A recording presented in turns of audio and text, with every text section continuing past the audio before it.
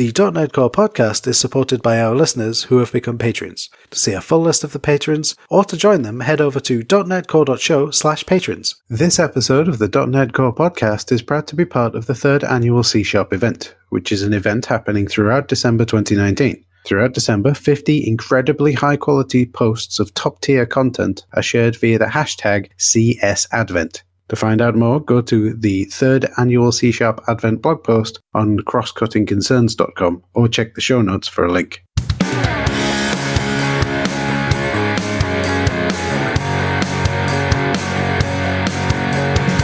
Hello everyone and welcome to the .NET Core podcast, the only podcast which is devoted to .NET Core, ASP.NET Core, EF Core, SignalR, and not forgetting the .NET Core community itself. I am your host, Jamie Caprogman-Taylor, and this is episode 14, NodaTime with Jon Skeet. In this episode, I interviewed Jon about NodaTime, his work as convener for the ECMA Standard for C#, a little on API design, and some of the trivia he has gathered about time zones due to his work on NodaTime. Some of you may know Jon from his almost legendary appearances on Stack Overflow, his work at NodaTime, his place on the .NET Foundation board, his work at Google where he works on the .NET libraries, or perhaps some of the humorous comments about him on a certain Meta Stack Exchange thread. So let's sit back, open up a terminal, type in .NET New Podcast, and let the show begin.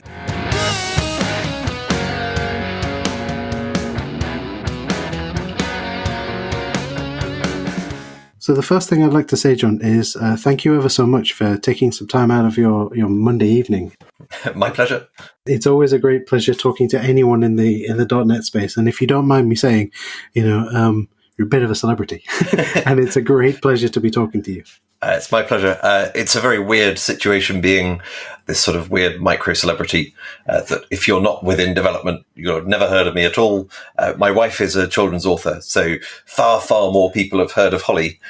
But within the developer community, obviously, there is this strange perception of me. I'm not nearly as smart as people seem to expect or want me to be.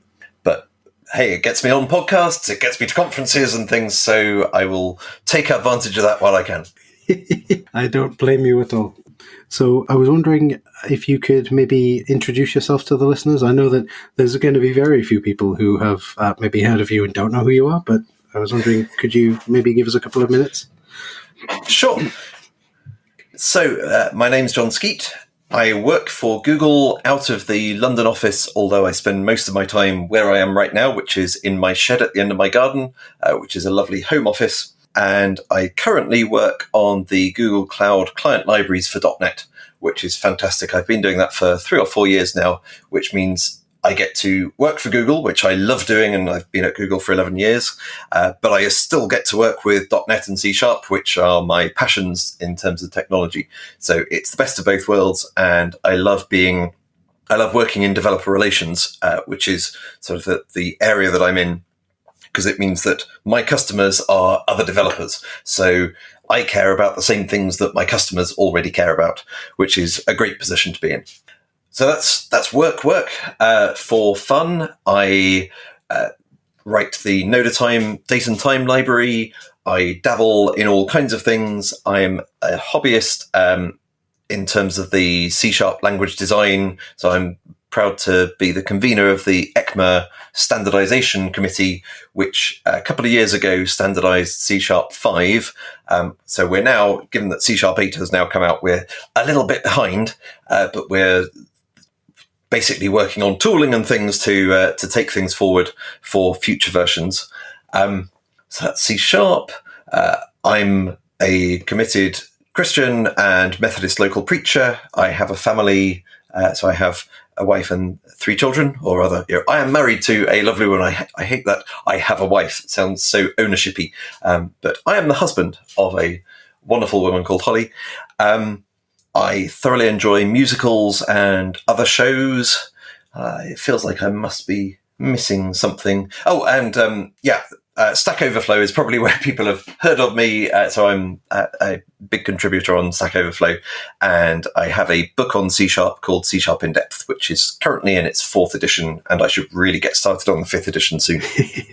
Wow, it's a very long list of achievements, I have to say. Oh, so that's a list of stuff I do.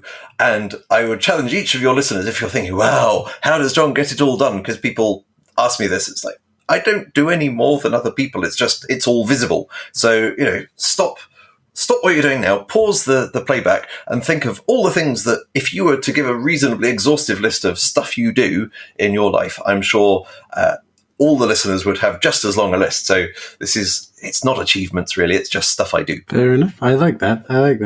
I think you're right in that.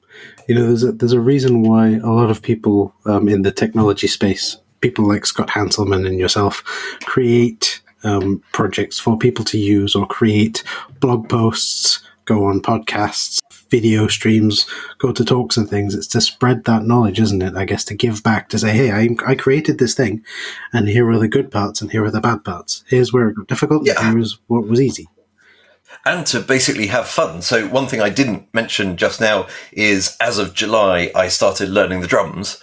And so I'm a terrible, terrible drummer, but I'm having loads of fun playing with my electronic drum kit and writing code that can interact with it in terms of the configuration and things. So it's a matter of, what I do think I do well is try to bring the whole of myself to everything I do. So I'll bring the coding side of myself to the drums, the drumming side of myself to music. When I'm listening to music now, I hear the drum part much more than I do at other times. I bring my faith into hopefully everything I do without sort of forcing it down anyone's throats. And I do find that if you can make all of your life sort of pull in one direction, even if that's in many, many different ways, then you get a lot of benefits because things just riff off each other. I like that too.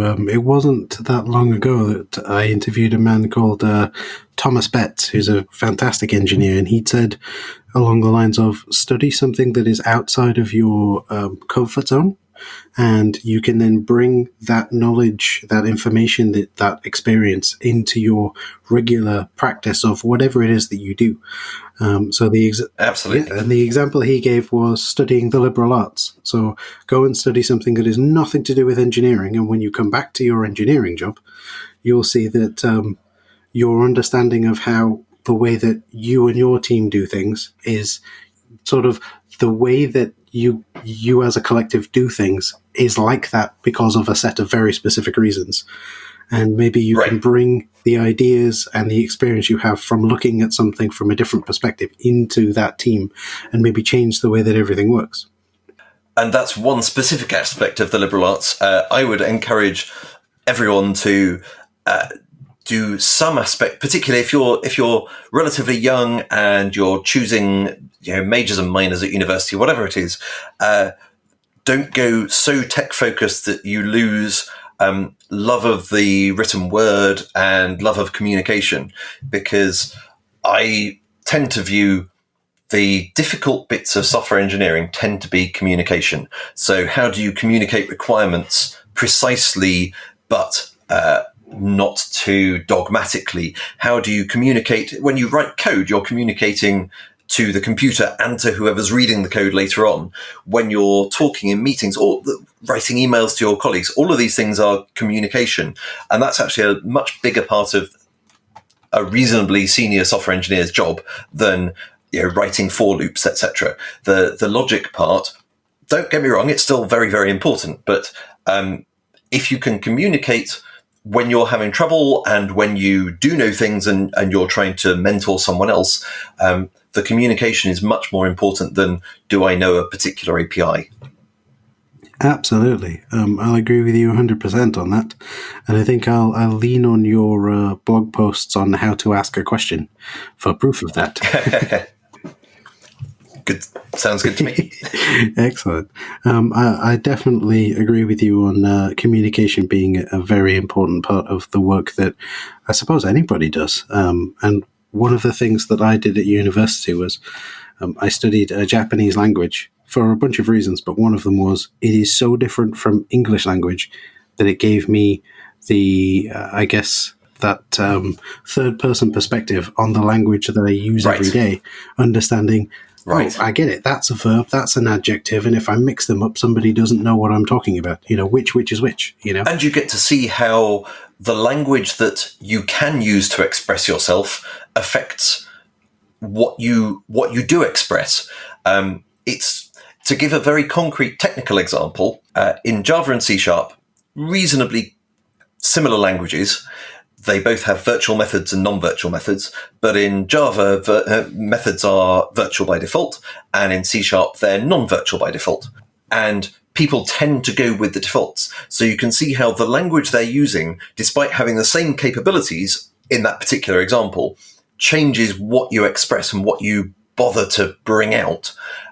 In other cases, there may be human languages that don't have appropriate ways of expressing a particular feeling or a particular situation, and what you can express just changes your way of looking at things. So the more different perspectives you can get, absolutely the better. Excellent. I really like that. Anytime anyone wants to tell me go and learn more about language, I'm on board. Right, yeah. I do love the learning how we communicate as a species. You have different groups of people with different words and phrases that all mean different things. I read an article today about how the use of masculine words can actually harm certain groups, and I can see where they're coming from. I totally understand that, which has now made me take a step back and go, right, okay, so how do I approach the way that I'm talking to a group of individuals? Oh, right, okay, so I'll use this word. Maybe in the future I'll force myself to use a different word. Or maybe I should ask that group of individuals, is it okay if I use this noun or this group phrase? What's the best way to communicate with everyone so that we're all on board? Yeah, because that can be very cultural as well. Mm-hmm. So I've certainly, in the US, been in rooms with 90% women where the woman presenting has said, right, guys, I thought, what? But hang on, isn't that gendered? And it's like, no, well, maybe not in a situation where most of the room is women anyway, whereas maybe with some of the same people still in the US, and I think this is partly a US-UK difference, but if the room had been only 10% women, then maybe guys would have been more gendered because it would have emphasized that disparity more. So it can be absolutely fascinating. I should say, by the way, that I'm a complete hypocrite on this in terms of I only know English. I am terribly monolingual. And even in software engineering, I love the idea of being a polyglot programmer. But basically, I know C# and Java, and it's been quite a long time since I've done real Java. So if you look at any of the Python or Bash scripts that I've written in the last couple of years, they are primitive in the extreme. I get what I can. I copy paste quite a bit. So do as I recommend, not necessarily as I do when it comes to language. But I do think that communication is worth spending effort in. And I do put time and effort into it, just not in terms of learning a different language. That's fair enough. I do like the idea of being good enough to be dangerous in a language, because that's how I tend to. If somebody says to me, oh, can you create me a bash script that will do this? And I'll sit there and say, yes, I am sitting in front of my Linux machine and I know what bash is. Right. Yeah. But I guess that's what Stack Overflow's for, right? I have copied so many bits of Bash and Python from Stack Overflow, absolutely. And C# and Java, because, there are things that you don't know how to do. And it's usually not in terms of the language, but whatever API you're using, people sometimes act surprised when I say, oh, I looked something up on Stack Overflow. Well, of course I did. Of course I did. It's sort of like science. I can't remember when it was. There was a period of history where it would be reasonable for a scientist to know kind of all of science that had been discovered and worked out. And that time is long, long since past. So you take the finest scientific minds on the planet, and they're still going to be asking colleagues for all kinds of things because no one knows everything. Precisely. I mean, you just have to. I'll be willing to bet that even people who work at Microsoft on the .NET APIs probably have to ask their colleagues about something of course. Yeah, I'm probably not about their own pet, the bit of the API that they work on. But if you're working in globalization and you know everything about one particular calendar system and how the numbers are represented within that or whatever it is, and you need to find someone who's got WCF experience, well, they're galaxies apart. Precisely. And I guess that leads us on to part of the topic we're going to talk about. Did you feel that segue?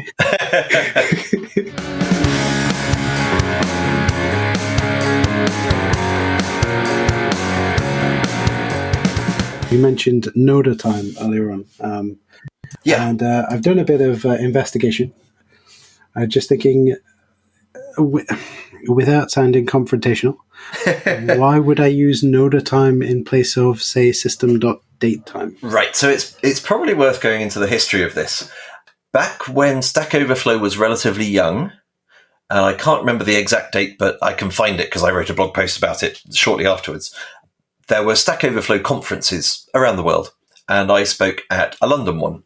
And the talk was called Humanity Epic Fail. And this was the first time I had used Tony the Pony, which is a little sock puppet that I use in some talks. Great fun. And the premise of the talk was that if you take the basic units of data that almost everything else is made up of, numbers, text, and dates and times, that kind of represents a huge amount of the data we work with.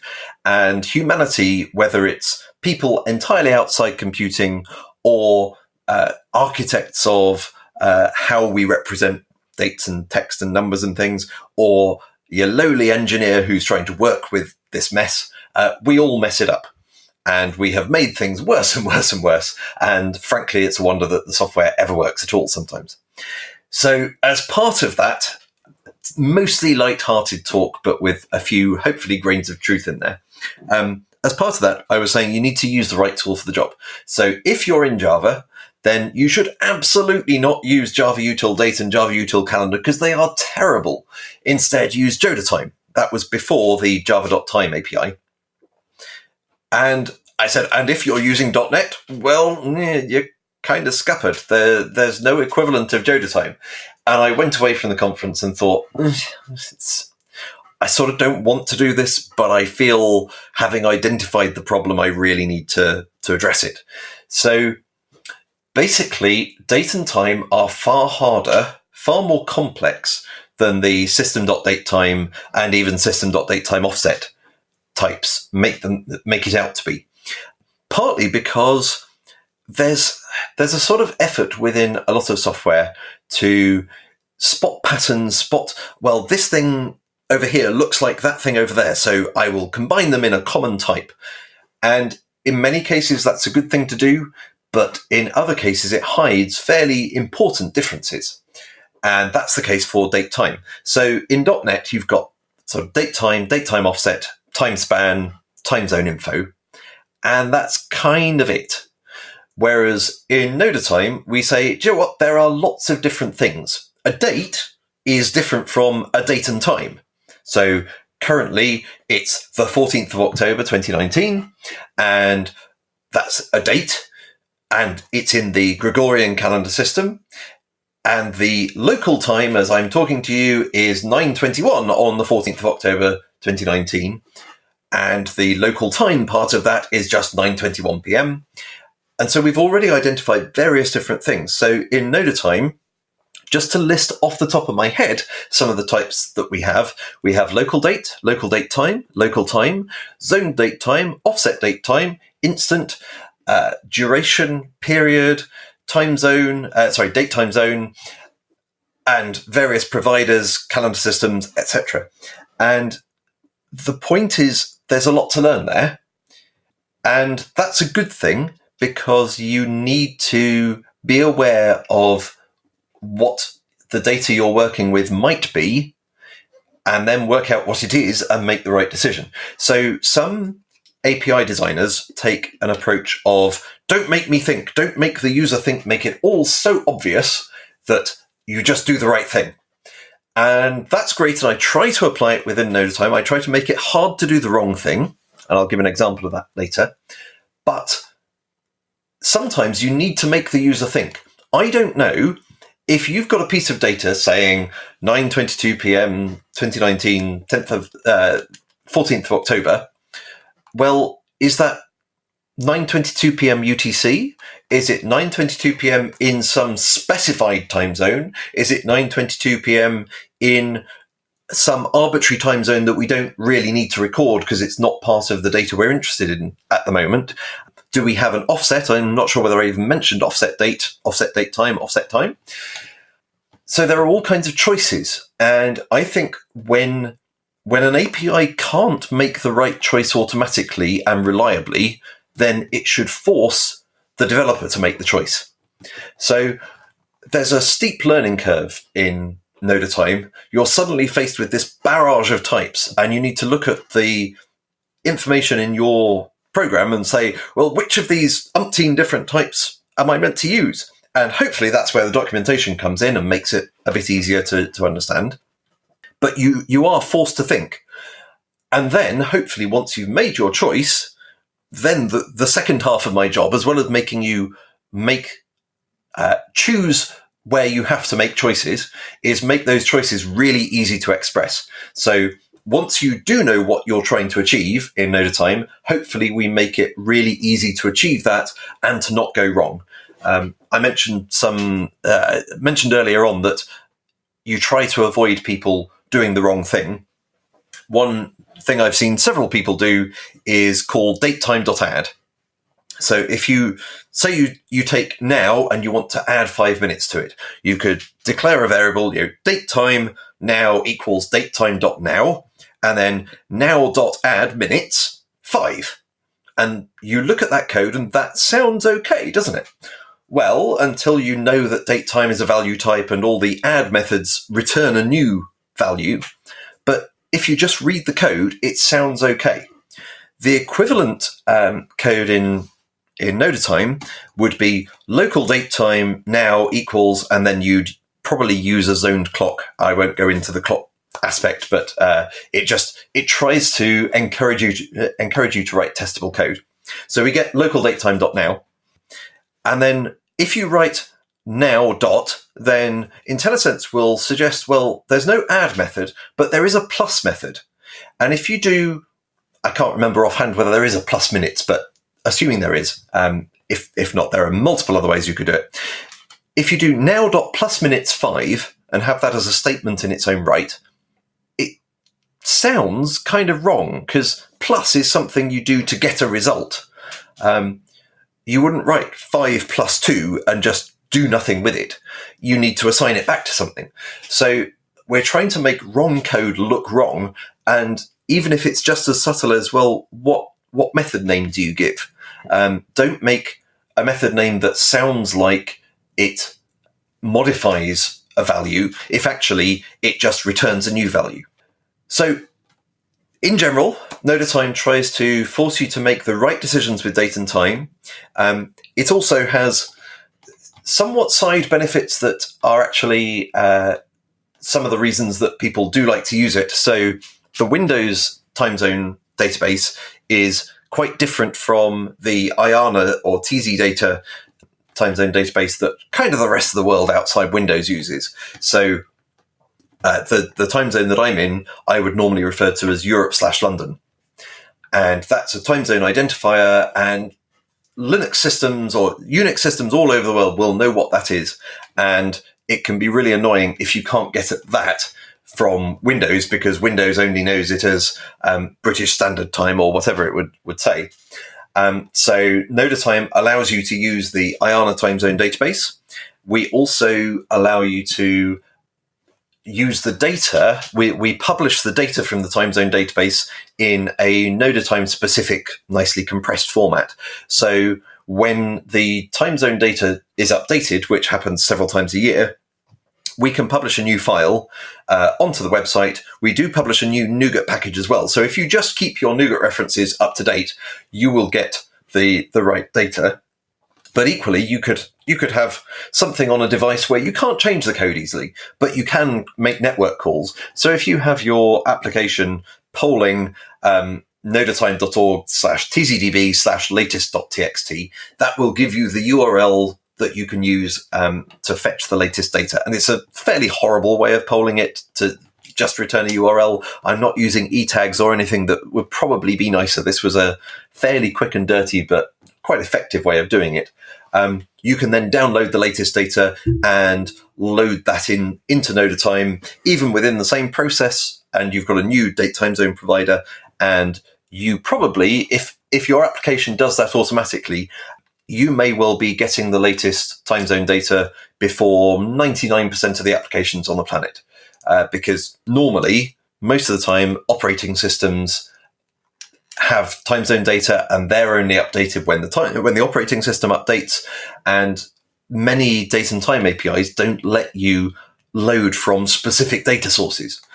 So those were just sort of almost tangential benefits. And I mentioned using an iClock for testability. So don't use the system time.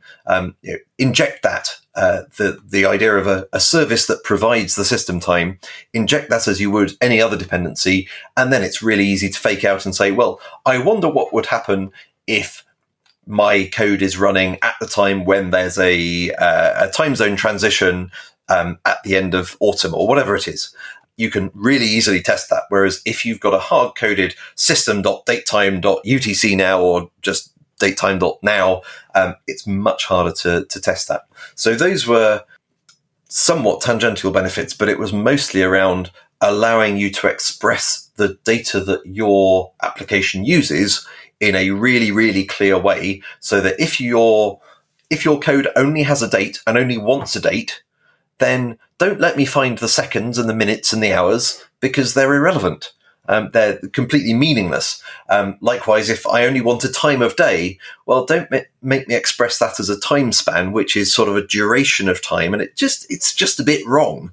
So it's mostly about expression, which sort of comes back to the communication idea earlier on. I'm very, very keen on clear communication, and in this particular case, it's clear communication of what exact date and time concept you're trying to represent.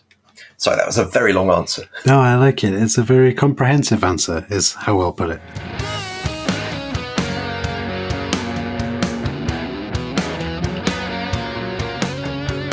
I do like that, like you say, it's making the API communicate to the consumer, hey, this may not do what you think it's going to do, and it's worded specifically so that it makes you as the consumer think about what you're doing. Right. And we avoid...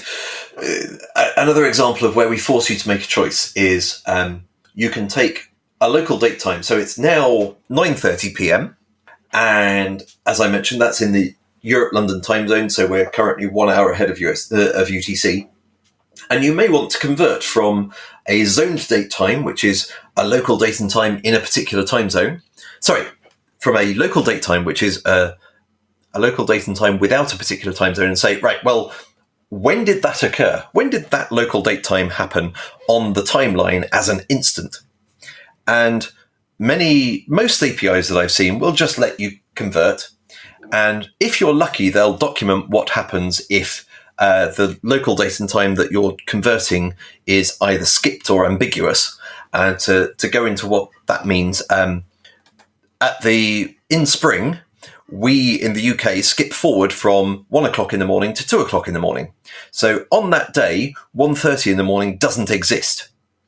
Whereas later in, I think it's in November, it's the kind of thing I really should know off the top of my head, but I don't know when we fall back. We go, it goes 1:58, 1:59, 1 o'clock. So we skip back from 2 o'clock back to 1 o'clock, which means 1:30 in the morning happens twice. So if you've got 1:30 in the morning on that date and you say, well, what instant does that represent? Like, well, I don't know, it could be one of two things. Or in spring, well, that didn't happen at all.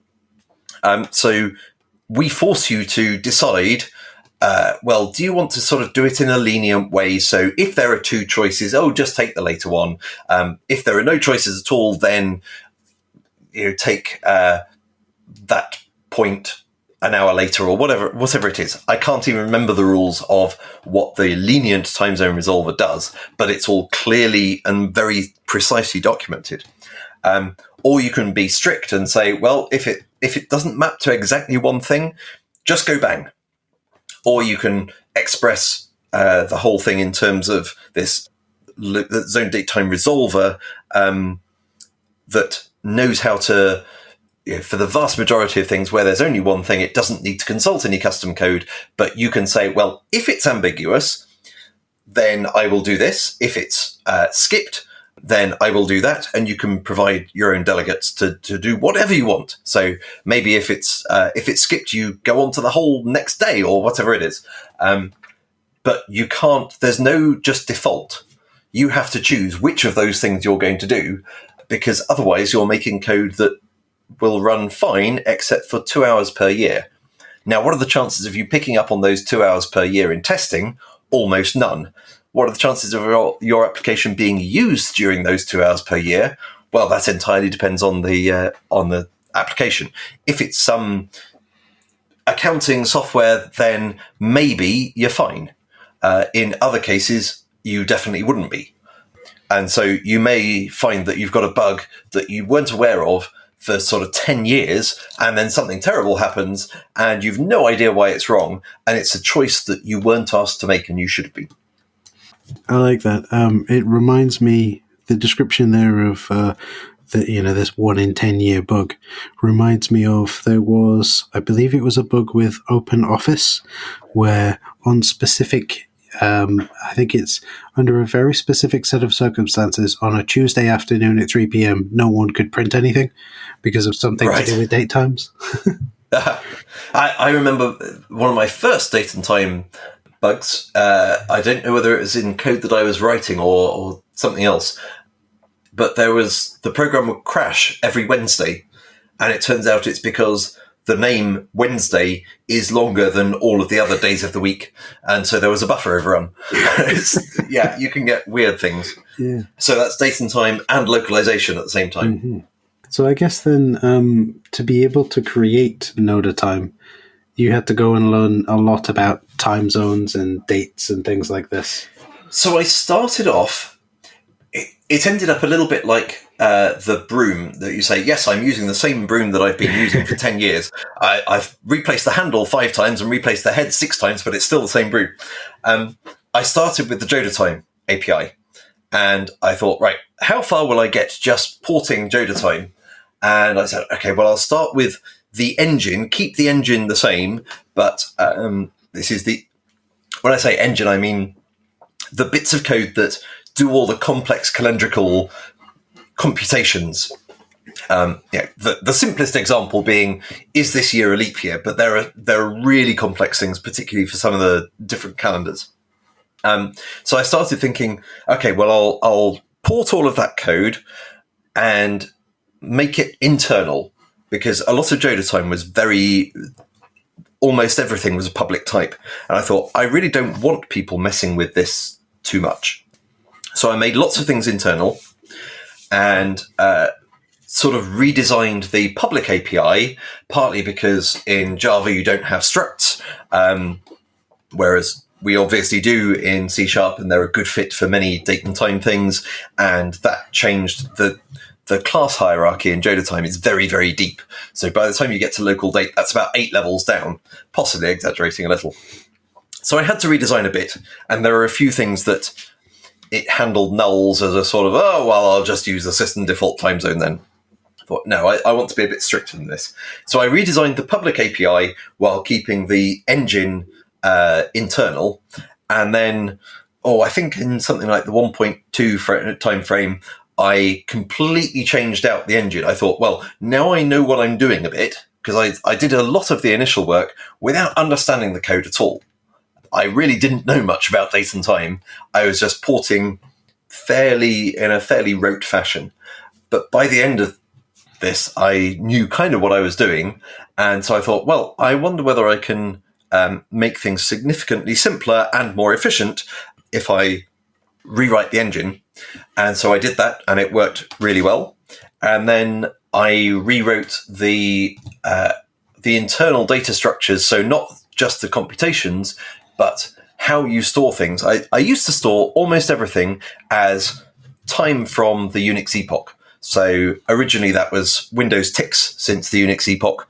And then later on it became nanoseconds. But I was storing local date time as ticks since a sort of local epoch, and it was a bit weird, but it was still, okay, I will store the year 2019 as kind of 49 years as a duration.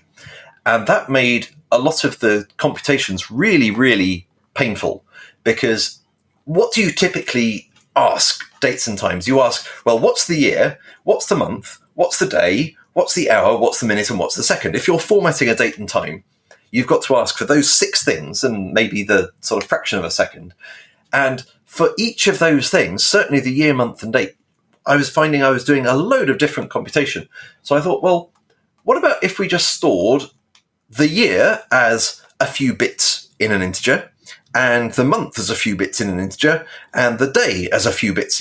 Let's assume that there won't be more than 31 days in a month, or at least not more than 32. So store a 6-bit integer, and we're away. I might mean 5-bit. Yeah, yes, I do mean 5-bit. So we store the day as 5 bits. We store the month also as 5 bits, because there are some calendar systems with more than 16 months, and the year as however many bits we need for that. And that means that when you convert from, say, an instant in time, which doesn't have a calendar system associated with it, into a local date time or a zone date time or whatever it is, then there's a one-time, okay, now we've got to work out the year, month, and day. But after that, it's blazingly fast just getting at what's the day? I can do that really, really quickly. What's the month? I can do that really, really quickly. So that was a really interesting bit of redesign, because I'd always assumed that it was just appropriate to use this still information dense but annoying format of just ticks since the Unix epoch. And I was really pleased that I was able to do that without changing the public API at all.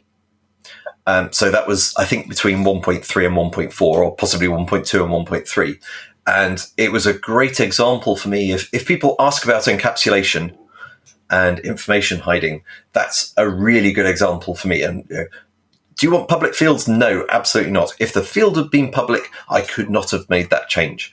So that was a sort of secondary engine that I did. And by that time, I did know pretty much what I was doing in terms of dates and times. There are still things that surprise me. So it was actually fairly shortly before 2.0 was released that I started learning about the Wondrous calendar, which has 19 months. So that's where we needed to adjust the implementation a bit so that we could handle a month number up to 19. But other than a few bits like that, there haven't been too many little tweaks.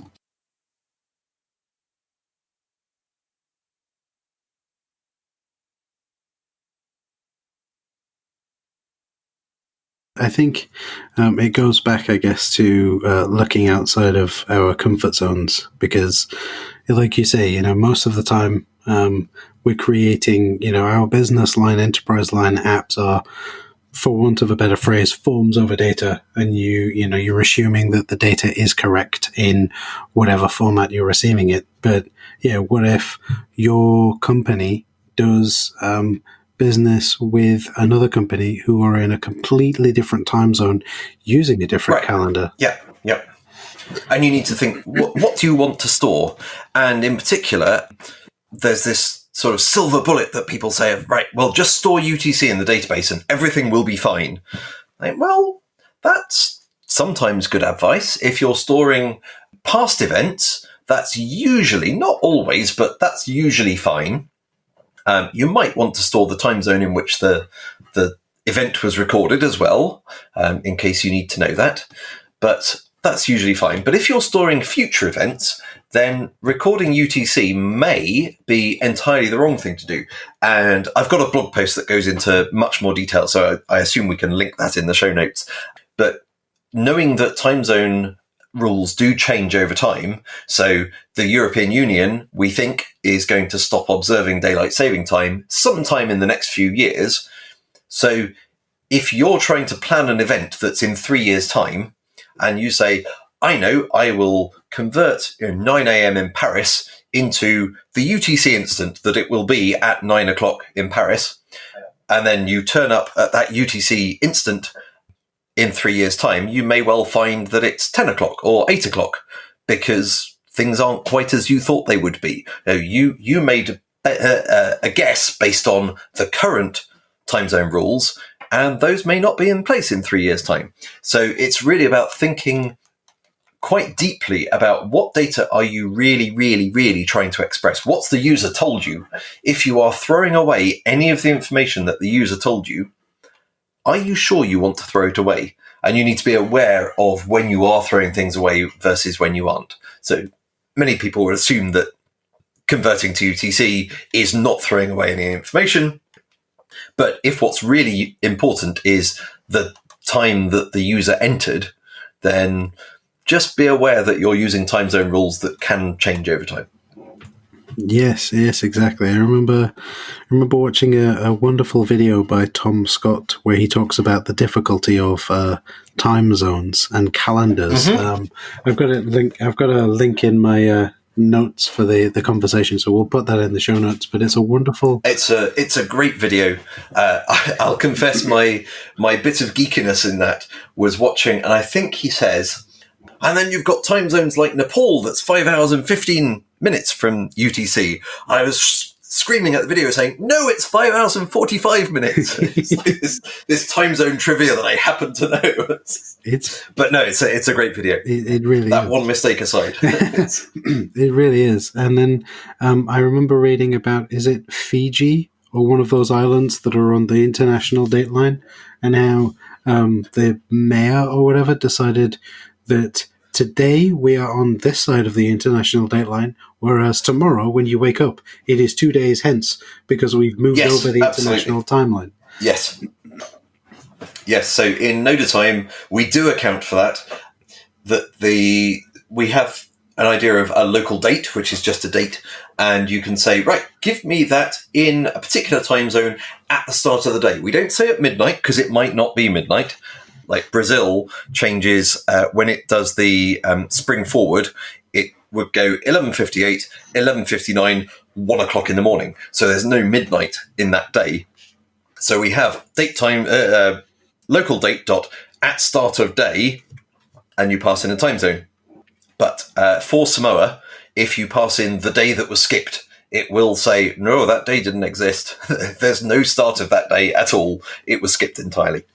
That's it. Sorry, yes, Samoa. And then I know that there is a time period in Japan's history, post-World War II, where they shifted forward, I think, a few months or something like that. So I don't know about that. The bit I do know about Japan that confused things is that I think it was 3 years around 1949, and I could be wrong. Could very definitely be wrong on this. But officially, the day before the fallback, so when you're going to put the clocks back, went on for 25 hours, and you put your clocks back from 25 o'clock to midnight of the next day. And I think probably almost every date and time API in the world, including NodaTime, models this as, well, we'll change the date, and then at 1 o'clock in the morning, we'll go back to midnight. But that's not really quite right. So I'm completely making up the date now. So say it was the 3rd of July. So say the 3rd of July is the 25-hour date. That means if you have a birthday, if you were born at, say, 12:30 on the 3rd 12:30, so there's AM, then PM, then I guess AM again, the 3rd 12:30 on July the 3rd, then you were born on July the 3rd. That should be your birthday. Whereas most date and time APIs would say you were born on July the 4th. Now, that could affect when you get your driving license. It could affect whether you get a pension. It could affect so many legal things. It's quite scary to think that there will be this population in Japan that was born during that 1 hour, which I guess in many legal documents, etc., may have the wrong date of birth. I don't know. But time zone, well, not just time zones, but calendar systems and everything date and time is just so full of trivia. It's wonderful. I've got a page on the NodaTime documentation that is just full of trivia. And there's so much that I don't even go into. So I don't handle leap seconds at all. NodaTime pretends that leap seconds do not exist. And that's problematic in various ways, but for business, line of business apps, it's mostly fine. Every so often someone will call me up on this and say, well, what do you actually mean about this? I'm like, oh, well, it gets kind of tricky. I don't really mean TAI and I don't really mean UTC. I fudge it. And it's mostly fine. I don't think I've had anyone seriously say, no, I can't use NodaTime because it doesn't handle leap seconds properly. But leap seconds are just a real pain, even in terms of how do you think about them? Because we sort of assume that you need some rock to base everything else on. And when you try to do that with leap seconds, my brain just doesn't cope with it. Maybe you'd be fine with it. I'm sure many of the listeners would be absolutely fine and will be writing and saying, no, leap seconds are dead easy, John. In which case you're a better developer than I am. Please come and tell me what we should do in NodaTime without hurting developers who don't want to use leap seconds and don't need to know about them. Well, I mean, NodaTime is open source, isn't it? So maybe someone... It certainly is, yeah. Maybe someone can submit a pull request with... Yeah, the tricky bit is giving people what they might need for leap seconds without forcing that complexity onto a bunch of people who don't need leap seconds. And the same can be true. We make calendar systems part of the API everywhere, but we default to the Gregorian calendar. .NET defaults more to the Gregorian calendar. So you can pass the date-time constructor a calendar, and then it says, okay, I will do the conversion for you. And there's no sign that it was ever constructed with that calendar. So you can pass something in with a particular year and then ask immediately for the year, and it'll give you a different value because it's done the conversion to Gregorian for you originally. Whereas we thought, well, no, it's useful to be able to say this is a date in this calendar. Even though 90% of developers aren't going to need that. We wanted to make that reasonably feasible without being too distracting. And my guess is that leap seconds, it would be very hard to make leap seconds work without breaking a lot of code. And that's really what I want to avoid doing. I see. So I guess if leap seconds is your requirement, maybe look at a different time zone API. Absolutely. Yes. And you're likely to be writing quite specialist software at that point. So probably half the things in NodaTime wouldn't be useful to you anyway. Maybe someone needs to fork NodaTime and come up with science physics NodaTime. I don't know. Who knows?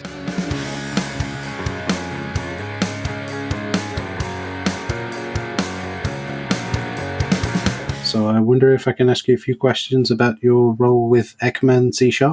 Sure. So with the ECMA technical group for C#, I think you touched on it earlier on in your introduction. You'd said that the ECMA group standardizes C#. Is this different to the work that goes on in, say, the public GitHub repo for C#? So the work that goes on in the public repo is more before standardization and before specification. It's sort of deciding the shape of the language. And certainly what has happened in the past, and we're aiming to streamline this, but what's happened in the past is that Microsoft have designed the language, implemented it, come out with a new version of Visual Studio or whatever, and shipped the specification as a Word document, and that's it. And then the ECMA group has made the same changes that, say, between C#2 and C#3, made the same changes that were in the specification, we port those over to the standard. And while the standard and the specification they are strongly similar, but there are some differences, and bringing the ECMA standard from C#2 to C#5 was a multi-year effort from many people. The ECMA working group is mostly Microsoft folks now, although some of those folks were not in Microsoft when they joined the ECMA group, but have now been hired by Microsoft. Other people such as myself not in Microsoft. And the idea is really to go through what has previously been done with a fine-tooth comb and pick out there are little mistakes and problems and bits that are ambiguous or whatever, and try to nail it down a bit further.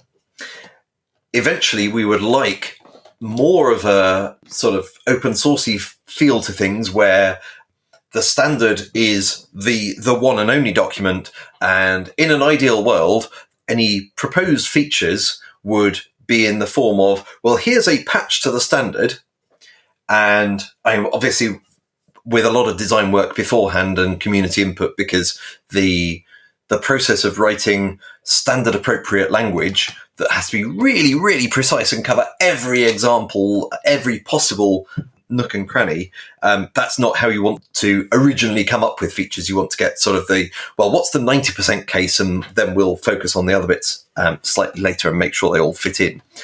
But ideally, a language feature would be in terms of, here's a patch to the standard, and then those would all be collected, and then we have whatever it is, C#10, and maybe that would be the draft standard, and then the ECMA team could come behind and just say, okay, we'll just do an extra level of code review on this, or spec review effectively, and check that we've got everything appropriately, and this can be much more of a single living document, which we would like to go that way, instead of having a separate specification that's from Microsoft and then the standard that's from ECMA, when these are slightly different versions of the same thing. I see. That would help to bring greater agility, I guess, to how we get from, here is Microsoft's version, the version that is shipped with Visual Studio, to here is the ECMA standard version. Yes, and many people, to be absolutely honest, many people don't need to care about that agility at all, but it feels like it's the right thing to do for the ecosystem. And there will be people who can't use a language unless it's standardized, so maybe stuck on C#5 until we standardize C#6, 7, 8, 9, etc. So those people would care very greatly. Everyone else should sort of care that this work is going on behind the scenes, because it can fix bugs. It can find bugs in the Roslyn compiler. We've found some really interesting corner cases over the years. But yeah, it's good to have this kind of work being done, and done mostly in the open. We have teleconferences that are not recorded, not published, where people can assert things that turn out to be wrong without feeling embarrassed to do so, but the results are still effectively public. Sure, that makes sense.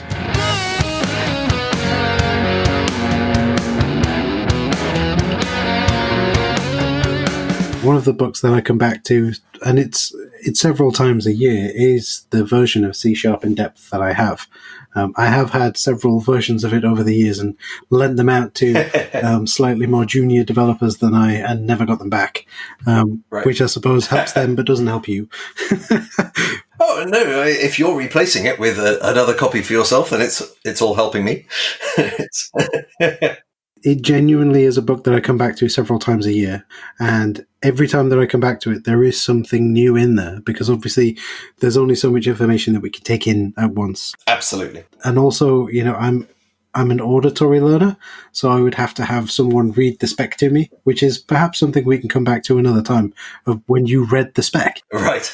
Do you, as a C# developer, as a .NET developer, as a developer of NodaTime, as an all-round developer, and I believe this might be a leading question, is it worth developers reading the specification document for the language that they are working in, or should they just rely on, okay, I'm going to go learn this language either by looking at Pluralsight or looking at, any other training provider, or read some books and just trust that what has been said is correct and just work with that? Or is it worth, maybe after reaching a certain point in your career, looking at the specification going, yes, I get why that happens now? Right. So it's definitely, specifications are not designed for learning.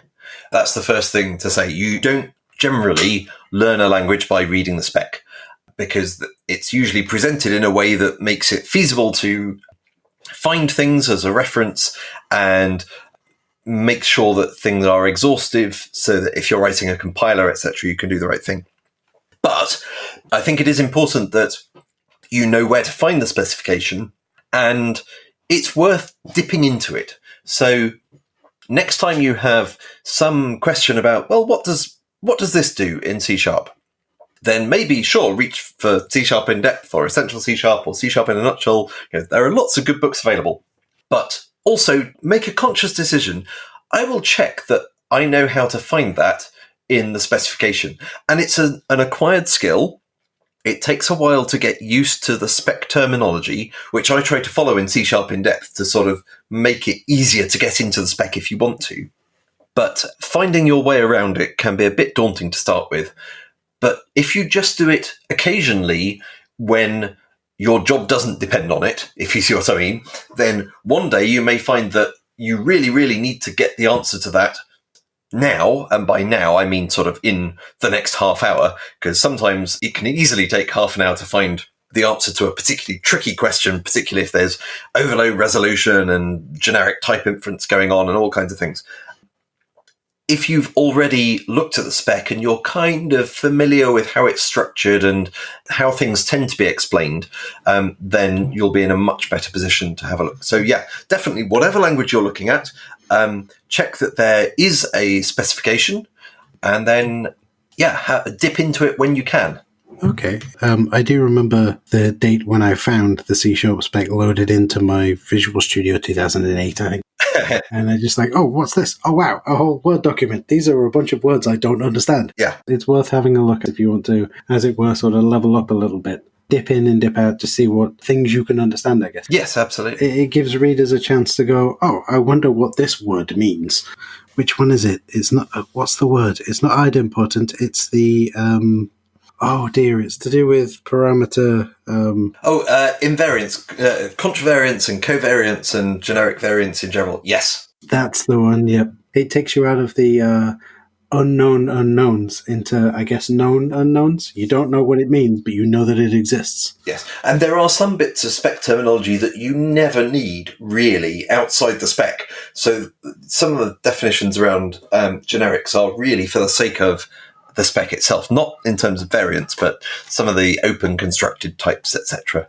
It's all a bit obscure, but there's plenty that isn't quite as obscure, and it can really open your eyes to, aside from anything else, how beautifully designed the language is. Fantastic. Okay, I'll encourage listeners to go and have a look at the spec if they want and figure those kinds of things out, I guess. Yeah, absolutely. And obviously, definitely go get C# in depth. Thank you. The last couple of really short questions then. What's the best way for listeners to keep up with what's happening with you in terms of maybe the development work you're doing, maybe with NodaTime, that kind of thing? What's the best way to find out more about Jon? So I'm on Twitter as Jon Skeet. On Twitter, I have a pair of blogs. So my coding blog is codeblog.jonskeet.uk, and I've got just blog.jonskeet.uk, which I usually use to write about feminism. And frankly, I haven't written for a little while, and I need to. I think the last thing I did was a couple of tiramisu recipes. So not really feminism on that front. Yeah, those are probably the best ways of keeping up with what's going on. For NodaTime, you can subscribe to the NodaTime mailing list. And given that most of my work is open source, if you go to github.com/Google Cloud Platform/Google-Cloud-.net, you can see me work in real time pretty much. Fantastic. I'll make sure to put links into the show notes so that for people who are maybe driving into work, they don't have to dive across their car to get a notepad, because we don't want people crashing their cars.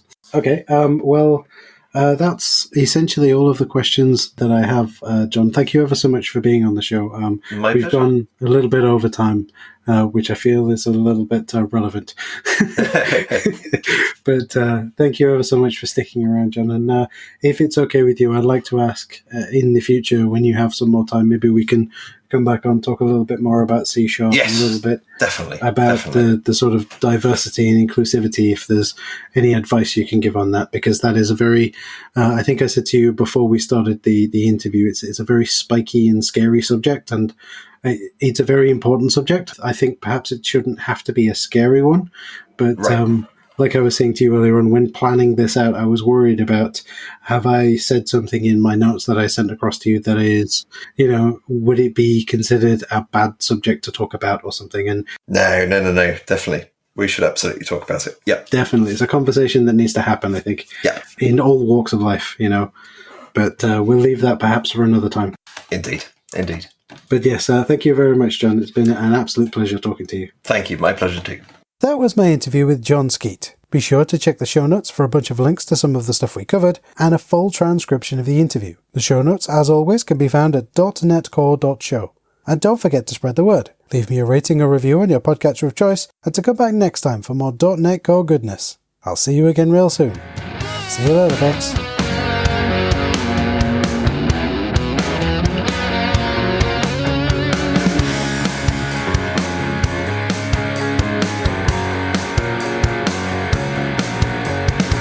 The .NET Core podcast is a production of RJJ Software Limited.